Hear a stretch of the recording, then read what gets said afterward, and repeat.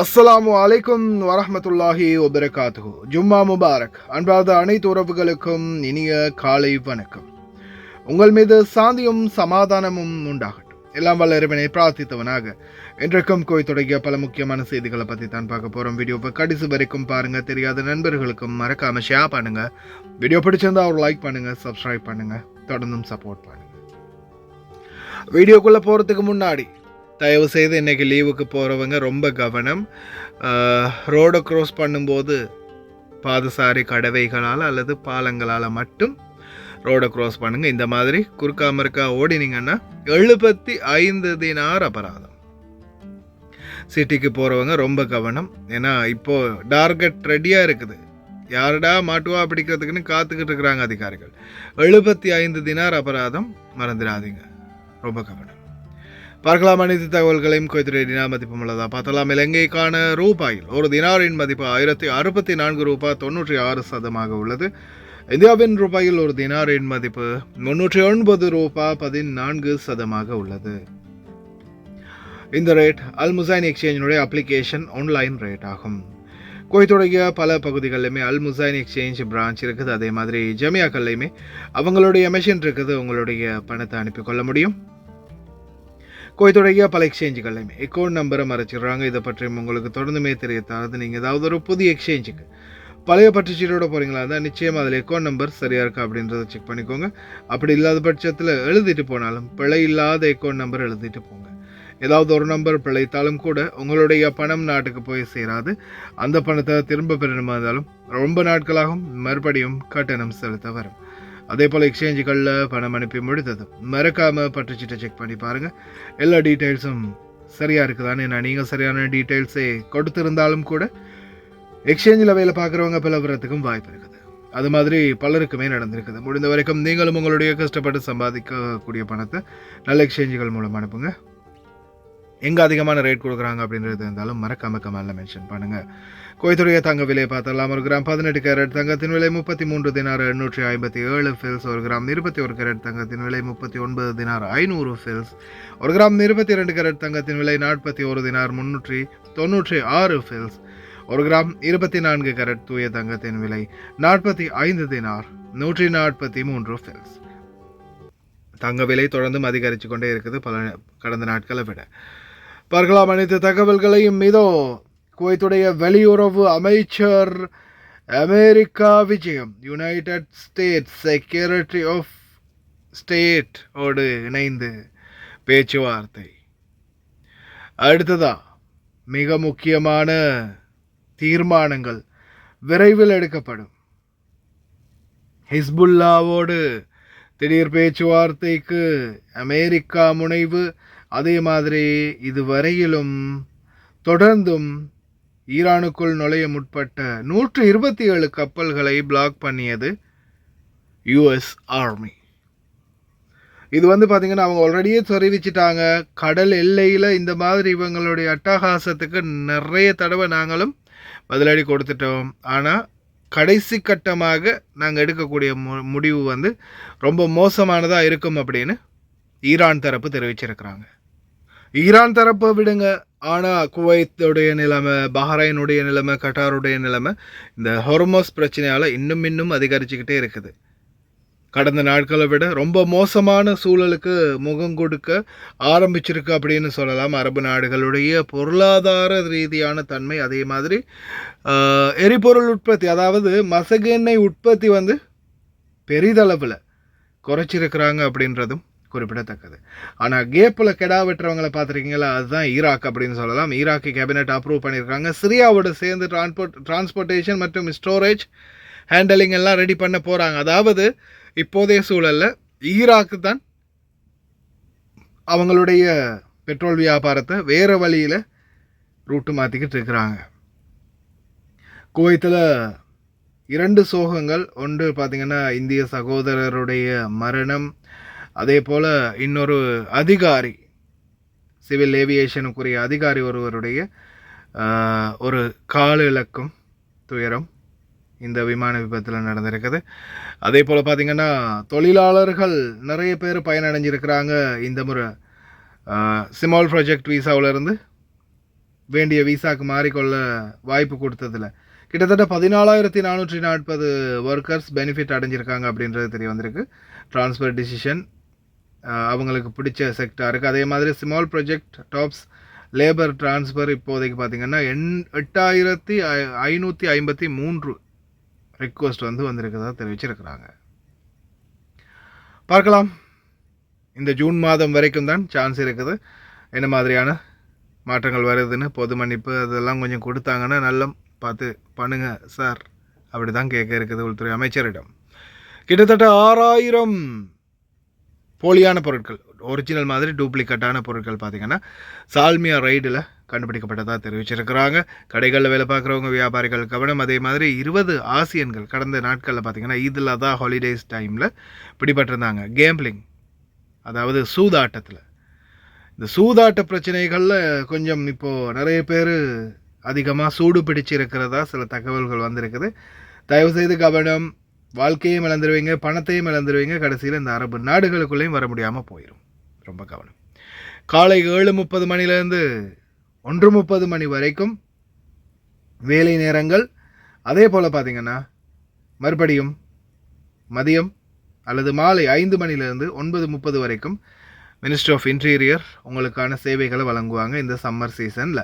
அதே போல் quite Airways மறுபடியும் உச்சத்தை தொட ஆரம்பிச்சிட்டாங்க. குவைட் ஏர்வேஸ், ஜெசிரா ரெண்டுமே தான் இப்போ மாஸ்டர் கிங்கில் வேலையை ஆரம்பிக்கிறாங்க. அவங்க தான் இனிமேல் ராஜா மந்திரின்ற மாதிரி போகும். பார்க்கலாம் என்னதான் நடக்குதுன்னு. انضم إلينا عبر الهاتف الرئيس التنفيذي لشركة الخطوط الجوية الكويتية الأستاذ عبد الوهاب الشطي. أستاذ عبد الوهاب، بعد التحية وبعد الاعتداء الإيراني الآثم على مطار الكويت الدولي تم الإعلان عن استئناف الرحلات عبر مبنى تي4. ما المعايير والإجراءات الأمنية التي تم اتخاذها في هذا الشأن؟ أول شيء مساكم الله بالخير.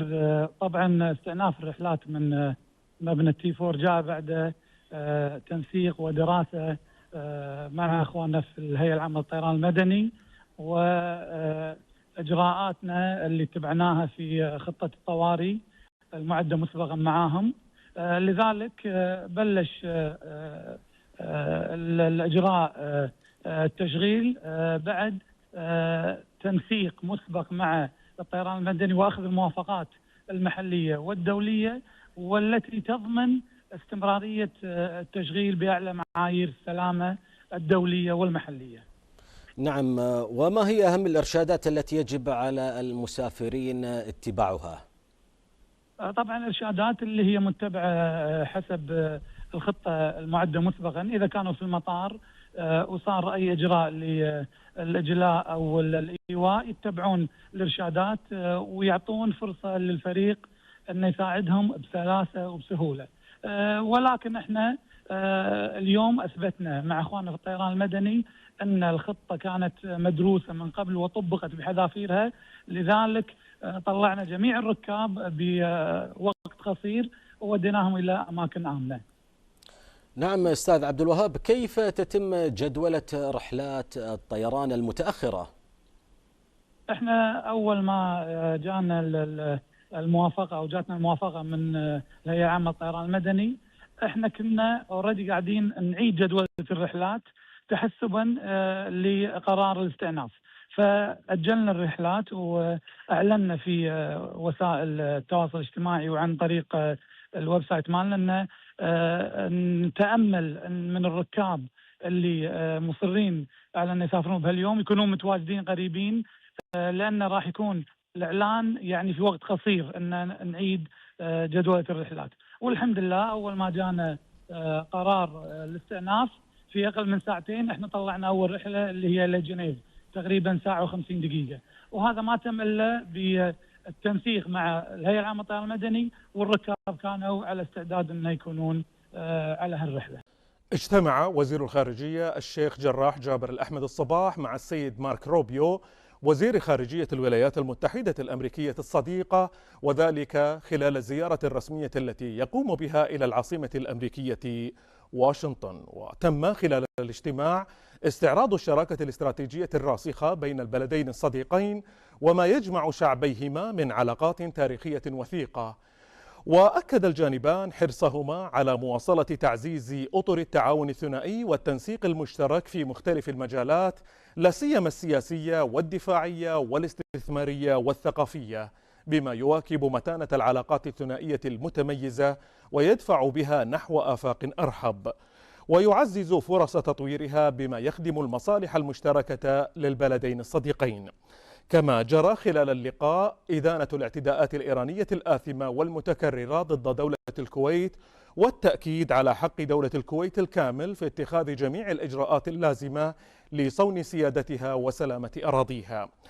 وشدد الوزيران على أهمية مواصلة التنسيق الكويتي الأمريكي على مختلف الأصعدة والمستويات في ظل الظروف الدقيقة التي تشهدها المنطقة من أجل مواجهة التحديات الراهنة والتعامل مع التطورات المتسارعة وتعزيز الجهود الرامية إلى ترسيخ الأمن والاستقرار الإقليميين بما يحقق المصالح المشتركة للبلدين الصديقين ويحفظ أمن المنطقة وازدهارها.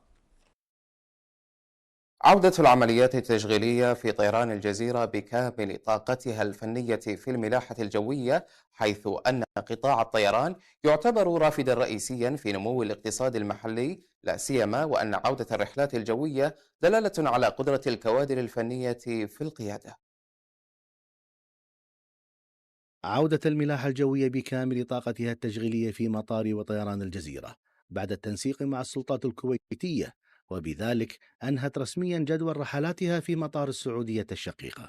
احنا اليوم متواجدين للاسبوع الثاني على التوالي من عودة التشغيل في مطار الكويت الدولي وفتح الاجواء وعودة شريان الحياة لقطاع النقل الجوي في دولة الكويت، والله الحمد مثل ما احنا شايفين بشاير الخير موجودة والاقبال على السفر في مطار شركة طيران الجزيرة، والله الحمد احنا اليوم انتقلنا من وقف بعد ما اعلنا عن وقف الرحلات في المملكة العربية السعودية ووقف آلية منظومة العمل بين النقل البري والنقل الجوي، وتحولنا إلى التشغيل الكامل من مطار الكويت الدولي. تعليمات وإرشادات لجميع المسافرين بالوصول قبل الرحلة بمدة كافية، لا سيما وأن هناك إجراءات تأمينية احترازية تقوم بها وزارة الداخلية حفاظا على الأرواح.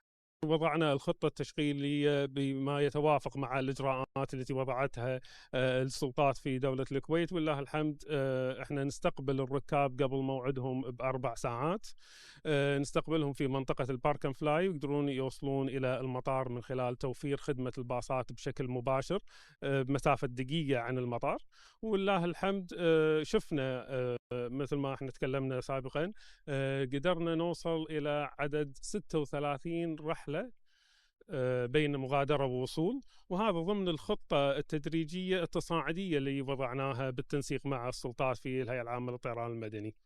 الطائر الأبيض والأزرق يعانقا سماء دولة الكويت بكوادرهما الوطنية الفنية المؤهلة لقيادة دفة قطاع الطيران الذي يعتبر رافد أساسي للاقتصاد المحلي.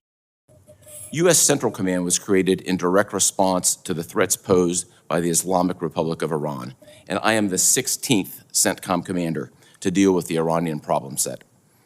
For 47 years, the Iranian regime has terrorized the region and made hostility to the United States a core tenet of its rule. Their hostile, lethal track record against the United States is well documented, but I don't know that it is always well understood. Here's a data point. In just the last 30 months prior to the commencement of Epic Fury, Iranian-supported terror groups have attacked U.S. troops and diplomats more than 350 times, the equivalent of an attack more than every third day, killing 4 U.S. service members and wounding nearly 200.